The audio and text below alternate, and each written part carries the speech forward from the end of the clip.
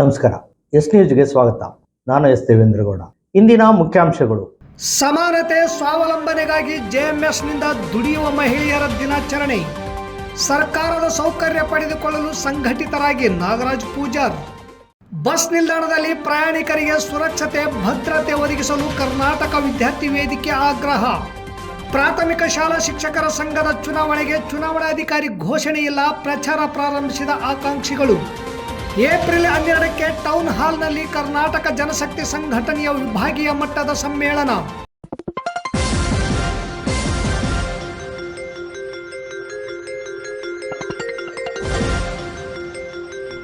S news, ಇದು ನಿಮ್ಮ ಧ್ವನಿ. ಪ್ರಿಯ ಪಾಲಕರೇ, ನಿಮ್ಮ ಮಕ್ಕಳ ಉಜ್ವಲ ಭವಿಷ್ಯಕ್ಕಾಗಿ ಕೇಂದ್ರ ಮತ್ತು ರಾಜ್ಯ ಸರ್ಕಾರದಿಂದ ಮಾನ್ಯತೆ ಪಡೆದಿರುವ ಸನ್ರೈಸ್ ಗ್ರೂಪ್ ಆಫ್ ಇನ್ಸ್ಟಿಟ್ಯೂಷನ್ ಹಾಗೂ D pharmacy, nursing, paramedical college Sindhanur ಸಂಸ್ಥೆಗೆ ಇಂದೇ ಭೇಟಿ ನೀಡಿ ಆರೋಗ್ಯ ಕ್ಷೇತ್ರದಲ್ಲಿ ನಿಮ್ಮ ಭವಿಷ್ಯವನ್ನು ನಿರ್ಮಿಸಿಕೊಳ್ಳಿ. ಕಾಲೇಜಿನಲ್ಲಿರುವ ಕೋರ್ಸ್ಗಳು: ಡಿ ಫಾರ್ಮಸಿ ಅವಧಿ 2 ವರ್ಷ, ವಿದ್ಯಾರ್ಹತೆ PUC ಸೈನ್ಸ್ ಪಾಸ್ ಅಥವಾ NIOS ಪಾಸ್. ನರ್ಸಿಂಗ್ GNM ಅವಧಿ 3 ವರ್ಷ, ವಿದ್ಯಾರ್ಹತೆ PUC ಕಲಾ ವಿಜ್ಞಾನ ಮತ್ತು ವಾಣಿಜ್ಯ. Paramedical college DMLT, DHI, DOT and AT ಅವಧಿ 3 ವರ್ಷ, ವಿದ್ಯಾರ್ಹತೆ SSLC ಹಾಗೂ ದ್ವಿತೀಯ PUC ವಿಜ್ಞಾನ ಪಾಸ್. ಈ ಸಂಸ್ಥೆಯ ವಿಶೇಷತೆಗಳು: ಅನುಭವಿ ಹಾಗೂ ನುರಿತ ಉಪನ್ಯಾಸಕರಿಂದ ಬೋಧನೆ, ವಿದ್ಯಾರ್ಥಿಗಳಿಗೆ ಪ್ರಾಯೋಗಿಕ ಹಾಗೂ ವೈದ್ಯಕೀಯ ಕಲಿಕಾ ಅನುಭವವನ್ನು ಹೆಚ್ಚಿಸುವ ಉದ್ದೇಶದಿಂದ ಸಿಂಧನೂರು ಪಟ್ಟಣದ ವಿವಿಧ ಆಸ್ಪತ್ರೆಗಳಲ್ಲಿ ವೈದ್ಯರು ಮತ್ತು ಹಿರಿಯ ನರ್ಸ್ಗಳ ಮಾರ್ಗದರ್ಶನದಲ್ಲಿ ಪ್ರಾಯೋಗಿಕ ಕಲಿಕೆ. ಪ್ರತಿ ಶನಿವಾರ ತಜ್ಞ ವೈದ್ಯರಿಂದ ವಿಶೇಷ ಉಪನ್ಯಾಸ. ವಿದ್ಯಾರ್ಥಿಗಳಿಗೆ ಕಲಿಕಾ ಅನುಭವಕ್ಕಾಗಿ ಸಿಂಧನೂರು ಹಾಗೂ ವಿವಿಧ ನಗರದ ವೈದ್ಯರ ವತಿಯಿಂದ ಉಚಿತವಾಗಿ ನಡೆಯುವ ಸುಮಾರು ಆರೋಗ್ಯ ತಪಾಸಣಾ ಶಿಬಿರ ಹಾಗೂ ಸ್ವಯಂ ಪ್ರೇರಿತ ರಕ್ತದಾನ ಶಿಬಿರದಲ್ಲಿ ವಿದ್ಯಾರ್ಥಿಗಳು ಭಾಗವಹಿಸಿ ವಿಶೇಷ ಕಲಿಕಾ ಅನುಭವವನ್ನು ಪಡೆದಿರುತ್ತಾರೆ. ಸಮಾಜದಲ್ಲಿ ಆರೋಗ್ಯದ ಅರಿವು ಮೂಡಿಸುವ ಉದ್ದೇಶದಿಂದ ವಿದ್ಯಾರ್ಥಿಗಳ ಸಹಭಾಗಿತ್ವದಲ್ಲಿ ವಿವಿಧ ಆರೋಗ್ಯ ಜಾಗೃತಿ, ಆರೋಗ್ಯ ಜಾಥಾ ಕಾರ್ಯಕ್ರಮಗಳು ಹಾಗೂ ಆರೋಗ್ಯ ಶಿಕ್ಷಣ ಚಟುವಟಿಕೆಗಳನ್ನು ಹಮ್ಮಿಕೊಳ್ಳಲಾಗುತ್ತದೆ. ಪರಿಸರ ಸ್ವಚ್ಛತೆ ಮತ್ತು ಆರೋಗ್ಯಕರ ಜೀವನ ಶೈಲಿಯ ಕುರಿತು ಜನರಲ್ಲಿ ಅರಿವು ಮೂಡಿಸಲಾಗುತ್ತದೆ. ಸುಸಜ್ಜಿತ ಕಟ್ಟಡಗಳು, ಸ್ಮಾರ್ಟ್ ಕ್ಲಾಸಸ್, ಆಧುನಿಕ ಲ್ಯಾಬ್ ಸೌಲಭ್ಯಗಳು ಹಾಗೂ ಪ್ರಾಯೋಗಿಕ ತರಬೇತಿ ವ್ಯವಸ್ಥೆ. ವಿದ್ಯಾರ್ಥಿಗಳ ಸುರಕ್ಷತೆಗಾಗಿ CC ಕ್ಯಾಮೆರಾ ಅಳವಡಿಸಲಾಗಿದೆ. ವಿದ್ಯಾರ್ಥಿಗಳಿಗೆ ವಿವಿಧ ಖಾಸಗಿ ಆಸ್ಪತ್ರೆಗಳು ಹಾಗೂ ವಿವಿಧ ಫಾರ್ಮಾ ಕಂಪನಿಗಳ ಸಹಯೋಗದಲ್ಲಿ ಕ್ಯಾಂಪಸ್ ಸಂದರ್ಶನದ ಮೂಲಕ ನೇರ ಉದ್ಯೋಗದ ಅವಕಾಶವನ್ನು ಕಲ್ಪಿಸಲಾಗುತ್ತದೆ. ಪ್ರವೇಶಕ್ಕಾಗಿ ಹಿಂದೆ ಸಂಪರ್ಕಿಸಿ. ಇರ್ಫಾನ್ K, ಅಧ್ಯಕ್ಷರು, Sunrise D pharmacy, nursing, paramedical college, Vasavi ಕಲ್ಯಾಣ ಮಂಟಪದ ಮುಂಭಾಗ, PWD ಕ್ಯಾಂಪ್, ರಾಯಚೂರು ರಸ್ತೆ, ಸಿಂಧನೂರು. Mobile number 8197143588, 8904242655, 9036731385. ವಾರ್ತೆಗಳ ವಿವರ. ಇಂದಿನ ಆಧುನಿಕ ಸಮಾಜದಲ್ಲಿ ಮಹಿಳೆಯರ ಪಾತ್ರ ದಿನದಿಂದ ದಿನಕ್ಕೆ ವಿಸ್ತಾರಗೊಳ್ಳುತ್ತಿದ್ದು, ಮನೆ ಒಳಗಿನ ಮತ್ತು ಹೊರ ಜಗತ್ತಿನ ಜವಾಬ್ದಾರಿಗಳನ್ನು ಸಮನ್ವಯದಿಂದ ನಿರ್ವಹಿಸುತ್ತಿರುವ ಮಹಿಳೆಯರು ಸಮಾಜದ ಅಭಿವೃದ್ಧಿಗೆ ಪ್ರಮುಖ ಬಲವಾಗಿದ್ದಾರೆ ಎಂದು ಎಸ್ ದೇವೇಂದ್ರಗೌಡ ಹೇಳಿದರು. ಅಖಿಲ ಭಾರತ ಮಹಿಳಾ ಸಂಘಟನೆ ಸಿಂಧನೂರು ಮತ್ತು ಸರ್ಕಾರಿ ಪ್ರಥಮ ದರ್ಜೆ ಕಾಲೇಜು ತುರ್ವಿಹಾಳ್ ಅವರ ಸಹಯೋಗದಲ್ಲಿ ನಡೆದ ದುಡಿಯುವ ಮಹಿಳೆಯರ ದಿನಾಚರಣೆ ಕಾರ್ಯಕ್ರಮದಲ್ಲಿ ಅವರು ವಿಶೇಷ ಉಪನ್ಯಾಸ ನೀಡಿದರು. ಮಹಿಳೆಯರು ಕೃಷಿ, ಕೈಗಾರಿಕೆ, ಶಿಕ್ಷಣ, ಆರೋಗ್ಯ ಹಾಗೂ ಆಡಳಿತ ಸೇರಿದಂತೆ ವಿವಿಧ ಕ್ಷೇತ್ರಗಳಲ್ಲಿ ಗಮನಾರ್ಹ ಸಾಧನೆ ಮಾಡುತ್ತಿದ್ದಾರೆ. ಗ್ರಾಮೀಣ ಪ್ರದೇಶಗಳಲ್ಲಿ ಕೃಷಿ ಚಟುವಟಿಕೆಗಳಲ್ಲಿ ತೊಡಗಿಸಿಕೊಂಡು ಕುಟುಂಬದ ಆರ್ಥಿಕ ಸ್ಥಿತಿಯನ್ನು ಬಲಪಡಿಸುತ್ತಿರುವವರೆಂದರೆ ನಗರ ಪ್ರದೇಶಗಳಲ್ಲಿ ಉದ್ಯೋಗದ ಮೂಲಕ ಸ್ವಾವಲಂಬನೆ ಸಾಧಿಸುತ್ತಿದ್ದಾರೆ ಎಂದು ಅವರು ತಿಳಿಸಿದರು. ಕಾರ್ಯಕ್ರಮದ ಉದ್ಘಾಟಕರಾದ ಗಂಗಾಬಾಯಿ ಅವರು ಮಾತನಾಡಿ, ಇಂದಿಗೂ ಹಲವಾರು ಮಹಿಳೆಯರು ಕೆಲಸದ ಸ್ಥಳಗಳಲ್ಲಿ ಅಸಮಾನತೆ, ವೇತನ ವ್ಯತ್ಯಾಸ ಮತ್ತು ಸಾಮಾಜಿಕ ಅಡೆತಡೆಗಳನ್ನು ಎದುರಿಸುತ್ತಿರುವುದು ವಿಷಾದನೀಯ. ಈ ಸಮಸ್ಯೆಗಳ ನಿವಾರಣೆಗೆ ಸರ್ಕಾರ ಹಾಗೂ ಸಮಾಜ ಒಟ್ಟಾಗಿ ಕ್ರಮ ಕೈಗೊಳ್ಳಬೇಕೆಂದು ಹೇಳಿದರು. ಅಧ್ಯಕ್ಷತೆ ವಹಿಸಿದ್ದ ಶಕುಂತಲಾ ಪಾಟೀಲ್ ಅವರು ಮಾತನಾಡಿ, ಮಹಿಳೆಯರು ಸಮಾಜದ ಆಧಾರವಾಗಿರುವುದಷ್ಟೇ ಅಲ್ಲದೆ ಸಮಗ್ರ ಅಭಿವೃದ್ಧಿಗೆ ಪ್ರಮುಖ ಶಕ್ತಿಯಾಗಿದ್ದಾರೆ. ಅವರ ಪರಿಶ್ರಮ, ತ್ಯಾಗ ಮತ್ತು ದೃಢ ಸಂಕಲ್ಪವೇ ಸಮಾಜದ ನಿಜವಾದ ಬಲವೆಂದು ಹೇಳಿದರು. ಕಟ್ಟಡ ಕಾರ್ಮಿಕ ಸಂಘದ ಅಧ್ಯಕ್ಷ ಅನ್ವರ್ ಪಾಷಾ ಹಾಗೂ ವಿದ್ಯಾರ್ಥಿಗಳಾದ ಸಂತೋಷ್, ಮರಿಯಮ್ಮ ಮಾತನಾಡಿದರು. ಅತಿಥಿಗಳಾಗಿ ಪರಿಮಳ ಕಲ್ಲೂರ್, ನಾಗರತ್ನ, ಶಾರದಾ, ಯಂಕಪ್ಪ ಕೆಂಗಲ್ ಭಾಗವಹಿಸಿದ್ದರು. ಇದೇ ಸಂದರ್ಭದಲ್ಲಿ PUCಯಲ್ಲಿ ಹೆಚ್ಚು ಅಂಕ ಗಳಿಸಿದ ಕಟ್ಟಡ ಕಾರ್ಮಿಕ ಸಂಘದ ಮುಖಂಡರಾದ ವೆಂಕಟೇಶ್ ಅವರ ಪುತ್ರಿ ಅನಿತಾ 95% ಹಾಗೂ ಉಮಾ ತಂದೆ ಮಾರಪ್ಪ 90.50% ಅಂಕಗಳನ್ನು ಗಳಿಸಿದ್ದಾರೆ. ಅವರಿಗೆ ಸನ್ಮಾನಿಸಿ ಗೌರವಿಸಲಾಯಿತು. ಈ ಕಾರ್ಯಕ್ರಮದಲ್ಲಿ ಪ್ರಾಂಶುಪಾಲರಾದ ಡಾಕ್ಟರ್ ಕೆ ಖಾದರ್ ಭಾಷಾ, ಸಹ ಪ್ರಾಧ್ಯಾಪಕರಾದ doctor Venkataraman, doctor Devidas, doctor Channabasava, Moulasab, Hanumesh, Rajesh ಹಾಗೂ ಉಪನ್ಯಾಸಕರಾದ ಮಹಾದೇವ್, ನರಸಣ್ಣ, ತಿಮ್ಮಯ್ಯ, ನಾಗರಾಜ್, ರಾಕೇಶ್, ನೀಲಕಂಠಪ್ಪ, ಬಸವರಾಜ್, ಪ್ರವೀಣ್ ಕುಮಾರ್ ಸೇರಿದಂತೆ ವಿದ್ಯಾರ್ಥಿಗಳು ಹಾಜರಿದ್ದರು.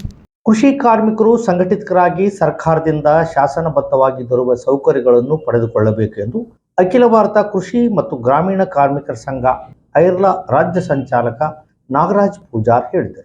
ತಾಲೂಕಿನ ಧಡೆಸೂಗೂರು ಗ್ರಾಮದಲ್ಲಿ ಶುಕ್ರವಾರ ಐರ್ಲಾ ಗ್ರಾಮ ಘಟಕ ಉದ್ಘಾಟನೆ ನೆರವೇರಿಸಿ ಮಾತನಾಡಿದ ಅವರು, ಗ್ರಾಮೀಣ ಕೃಷಿ ಕೂಲಿ ಕಾರ್ಮಿಕರಿಗೆ ನಿಗದಿತ ಕೂಲಿ ಮತ್ತು ಆದಾಯ ಇಲ್ಲ. ಇದರಿಂದ ಕುಟುಂಬ ನಿರ್ವಹಣೆ ಮಾಡಲು ಸಂಕಷ್ಟ ಎದುರಾಗಿದೆ.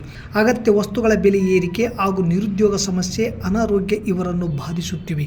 ಕೃಷಿ ಸೇರಿ ಗ್ರಾಮೀಣ ಪ್ರದೇಶದ ಉತ್ಪಾದನೆಯಲ್ಲಿ ಪ್ರಮುಖ ಪಾತ್ರ ವಹಿಸುವ ಕೃಷಿ ಕೂಲಿಕಾರ ಕುಟುಂಬಗಳು ಇಂದಿಗೂ ಹಸಿವಿನಿಂದ ಬಳಲುತ್ತಿವೆ. ಕೇಂದ್ರದ ಬಿಜೆಪಿ ನೇತೃತ್ವದ ಸರ್ಕಾರ ಕೃಷಿ ಕೂಲಿ ಕಾರ್ಮಿಕರನ್ನು ಸಂಪೂರ್ಣ ನಿರ್ಲಕ್ಷಿಸಿದ್ದು, ಅಲ್ಪ ಸ್ವಲ್ಪ ಆಸರೆಯಾಗಿದ್ದ ಮನ್ರೇಗಾ ಯೋಜನೆ ಬದಲಿಸಿ ಜಿ ರಾಮ್ಜಿ ಯೋಜನೆ ಜಾರಿಗೊಳಿಸುವ ಮೂಲಕ ಉದ್ಯೋಗದ ಹಕ್ಕನ್ನೇ ಕಸಿದುಕೊಂಡಿದೆ ಎಂದು ಆಕ್ರೋಶ ವ್ಯಕ್ತಪಡಿಸಿದರು. ಸಿಪಿಐಎಂಎಲ್ ಲಿಬರೇಷನ್ ರಾಜ್ಯ ಸಮಿತಿ ಸದಸ್ಯ ವಿಜಯರ್ ದೊರೆರಾಜ್ ಮಾತನಾಡಿ, ಸರ್ಕಾರಗಳು ಗ್ರಾಮೀಣ ಪ್ರದೇಶದಲ್ಲಿ ಮನೆಗೊಂದು ಶೌಚಾಲಯ ಎಂದು ಅಭಿಯಾನ ನಡೆಸುತ್ತಿವೆ. ಮನೆಯೇ ಇಲ್ಲದವರಿಗೆ ಶೌಚಾಲಯ ಎಲ್ಲಿಂದ ಬರುತ್ತದೆ? ರಾಜ್ಯ ಮತ್ತು ಕೇಂದ್ರ ಸರ್ಕಾರಗಳು ದುಡಿಯುವ ಜನ ವಿರೋಧಿ ಕಾಯ್ದೆಯ ಕಾನೂನುಗಳನ್ನು ಜಾರಿಗೆ ತಂದು ತಾವು ಜನಪರ ಎಂದು ಬಿಂಬಿಸುತ್ತಿವೆ. ಇದನ್ನು ಗ್ರಾಮೀಣ ಪ್ರದೇಶದ ಕೂಲಿಕಾರರು ಅರಿತುಕೊಳ್ಳಬೇಕು ಎಂದರು.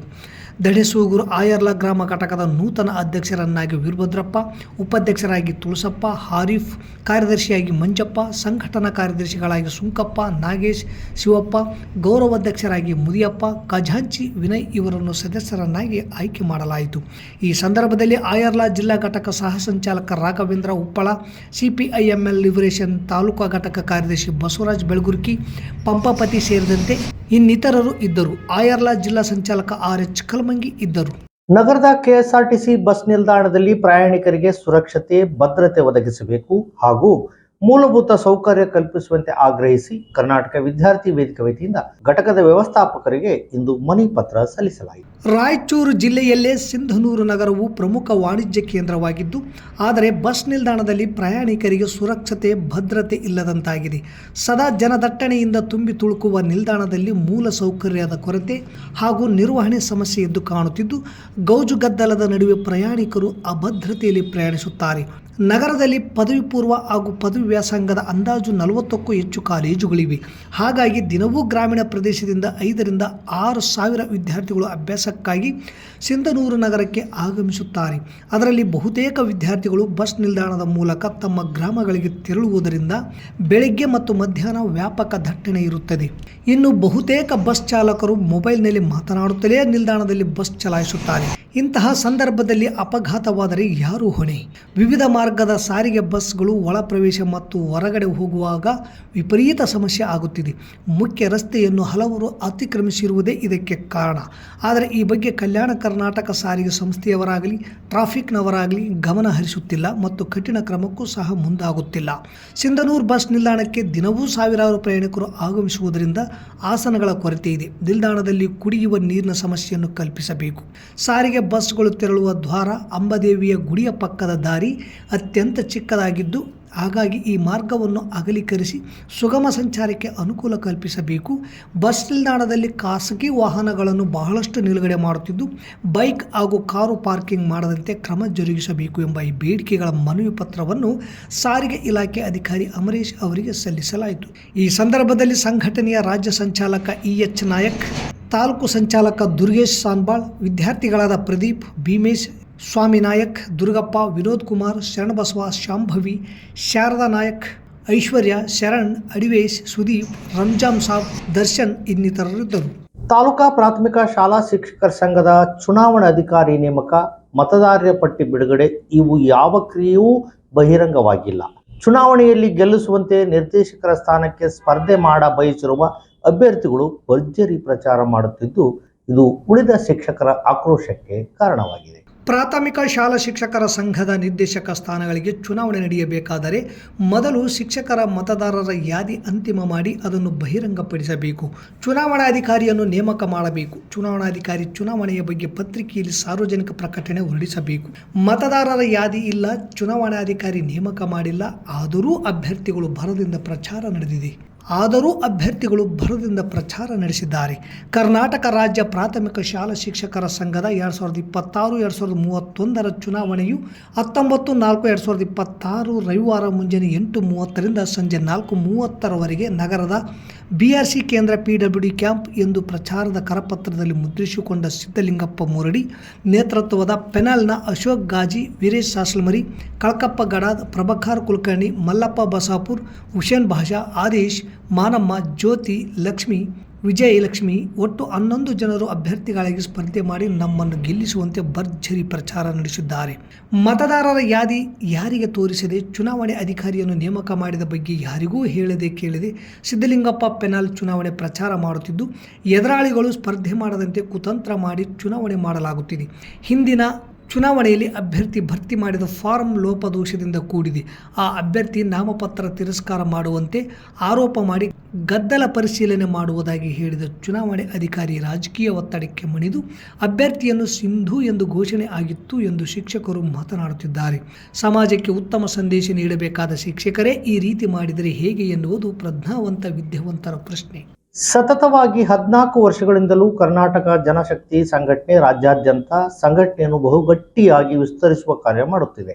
ಈಗ ದೇಶದಲ್ಲಿ ನಡೆಯುವ ವಿದ್ಯಮಾನಗಳು ಗಮನಿಸಿದರೆ ಸಂಕಷ್ಟ ಕಾಲದಲ್ಲಿದೆ. ಕಾರ್ಪೊರೇಟ್ ಬಂಡವಾಳಶಾಹಿಗಳ ಕೈಯಲ್ಲಿ ದೇಶ ನರಳುತ್ತಿದೆ. ಕೋಮುವಾದಿ ಶಕ್ತಿಗಳ ಅಟ್ಟಹಾಸ ಮೆರೆಯುತ್ತಿವೆ. ಇಂತಹ ಸಂದಿಗ್ಧ ಕಾಲದಲ್ಲಿ ಎಲ್ಲರನ್ನು ಒಗ್ಗೂಡಿಸಿ ಜನಶಕ್ತಿಯನ್ನು ಕಟ್ಟಬೇಕಾಗಿದೆ ಎಂದು ಕರ್ನಾಟಕ ಜನಶಕ್ತಿ ರಾಜ್ಯ ಸಮಿತಿ ಸದಸ್ಯರಾದ ಬಸವರಾಜ ಬಾದರ್ಲಿ ಹೇಳಿದರು.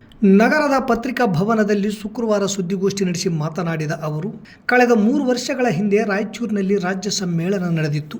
ಈ ವರ್ಷ ವಿಭಾಗೀಯ ಮಟ್ಟದ ಸಮ್ಮೇಳನವನ್ನು ಸಿಂಧನೂರಿನ ಟೌನ್ ಹಾಲ್ನಲ್ಲಿ ಏಪ್ರಿಲ್ 12ರಂದು ಬೆಳಗ್ಗೆ 10 ಗಂಟೆಗೆ ಹಮ್ಮಿಕೊಳ್ಳಲಾಗಿದೆ.